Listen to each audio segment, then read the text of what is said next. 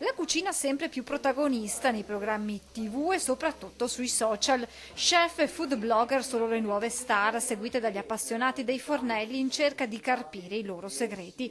Nasce da qui il nuovo format Clay Challenge, uno show cooking che punta a mettere in competizione due squadre formate da blogger che non si conoscono e che hanno l'opportunità di portare il proprio contributo nelle ricette da preparare, ognuno con le sue idee e peculiarità. Dopo la sfida a Roma in maggio, per il secondo appuntamento la gara si è spostata a Ponzano, Veneto. Le due compagini si sono affrontate prima con un piatto della tradizione, risi e bisi, e poi con una preparazione a base di prodotti locali.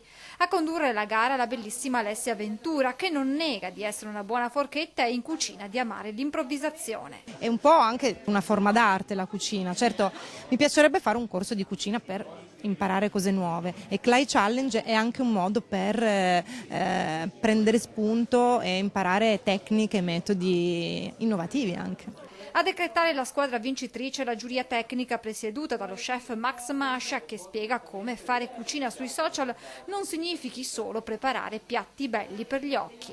Che però non deve essere solo una bontà visiva, quindi una bella foto, un bel piatto colorato ma magari finto. A noi piace che ci sia il prodotto giusto anche nel mondo social. E dopo la tappa trevigiana, per il format culinario in arrivo delle novità. Ci saranno delle novità a breve che comunicheremo attraverso i social.